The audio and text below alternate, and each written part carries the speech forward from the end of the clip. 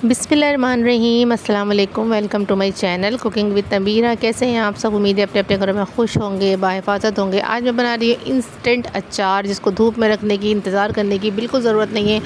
10 से 15 मिनट में आपका ये अचार बिल्कुल रेडी हो जाएगा, खाने के काबिल हो जाएगा और मज़े में और जायके में किसी भी अचार से बिल्कुल भी कम नहीं होगा। तो आइए रेसिपी की तरफ चलते हैं।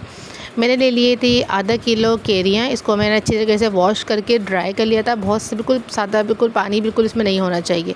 और उसको इस फॉर्म में मैंने इसको बारीक बारीक कट कर लिया था। आप चाहें तो छिलका ना छीलें, मैंने छिलका इसका छील लिया था। ठीक हो गया। ये मिर्चें हैं, ये तकरीबन आधा पाव मिर्चें हैं और इसको भी मैंने अच्छी तरीके से वॉश करने के बाद ड्राई कर लिया है रूम टेम्परेचर पे और इसको कट लगा दिया था। और ये 2 लहसुन के पूरे जवे थे, उसको मैंने छील के इसको रख लिया एक तरफ और इसको मैं बिल्कुल बारीक बारीक सा चॉप कर लूँगी।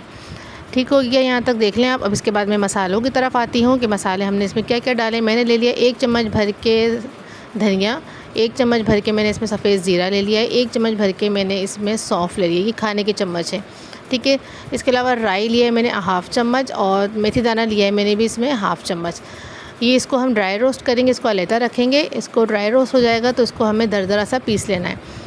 और ये है बघार का सामान, ये इसमें भी राई दाना है, थोड़ा सा कलौंजी भी मैंने बाद में ऐड करी थी और ये बड़ी मिर्चें हैं और कड़ी पत्ता है। सबसे पहले मैं ड्राई रोस्ट करूँगी वो मसाला जो मैंने आपको पहले दिखाया था।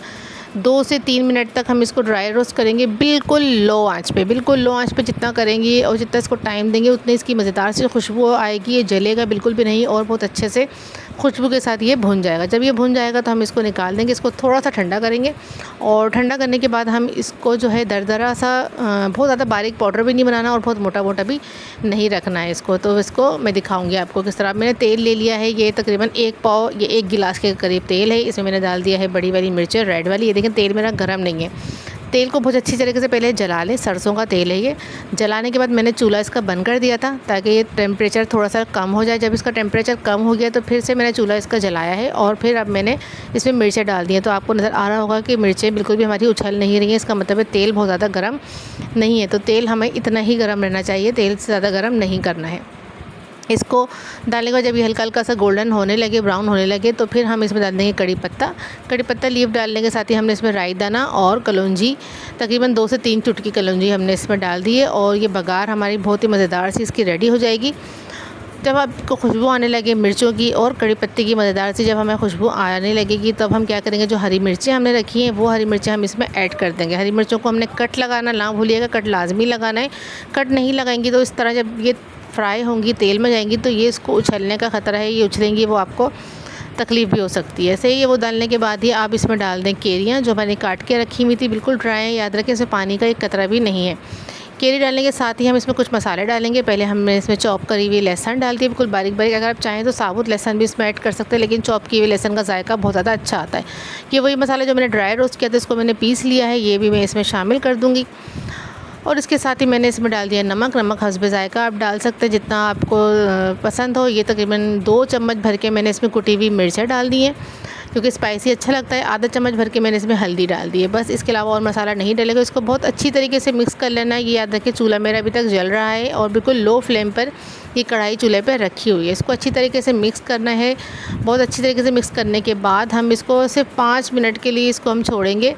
और फिर आप देखिए, अगर आपको लग रहा है कि इसमें तेल कम है तो ये तेल कम नहीं है। ये 1 गिलास तकरीबन 1 पाव के करीब तेल है और इनफ है आधा किलो केरी के लिए। अगर आपको तेल ज़्यादा लगे तो आप ज़्यादा तेल ले सकते हो। अगर आपको ऐसा लगे कि बनने के बाद ये तेल कम है तो फिर आप ये करें कि अलग से एक बर्तन में, पैन में तेल को अच्छी तरीके से गर्म कर लें, जला लें सरसों के तेल को, उसकी कड़वाहट निकाल दें और फिर इसको ऐड कर सकते हैं। अच्छा, ये हमने अच्छी तरीके से भूनने के बाद इसको हमने रख दिया था लो फ्लेम पे बिल्कुल। ये देखिए अब हमारा तेल कितना अच्छा ऊपर आ चुका है। जब केरी गल जाएगी थोड़ी सी तो तेल भी ऊपर आ ही जाएगा, ज़रूरत नहीं पड़ेगी आपको मज़ीद तेल की। तो इंस्टेंट अचार मेरा बिल्कुल रेडी हो चुका है। बहुत ही मज़ेदार से इसमें खुशबू आ रही है। देखिए कलर भी इसका माशाल्लाह से इतना अच्छा आया है और ये गल भी चुका है। तो इसमें आपको वेट करने की बिल्कुल ज़रूरत नहीं पड़ेगी, धूप में रखने की, ये इंतज़ार करने की बिल्कुल ज़रूरत नहीं पड़ेगी। 15 मिनट के अंदर ये अचार बनकर तैयार हो जाएगा। अब हम चूल्हा बंद कर देंगे और इसको ठंडा कर लेंगे। जब ये बिल्कुल ठंडा हो जाएगा तो फिर उसके बाद हम इसमें डालेंगे विनीगर। वाइट विनीगर इसमें डालने से ये होगा कि इसका जायका भी बहुत अच्छा हो जाएगा और दूसरी बात है कि ये लॉन्ग लास्टिंग भी हो जाएगा। इसको अच्छी तरीके से मिक्स कर लेना है। बस विनीगर डालने के बाद इसको इस बर्तन में आप नहीं छोड़ना है आपने। अब इसको आप जार में कन्वर्ट कर दें। इसमें क्योंकि विनीगर है तो ये जायका ख़राब होने का इसमें डर होगा इस कढ़ाई में।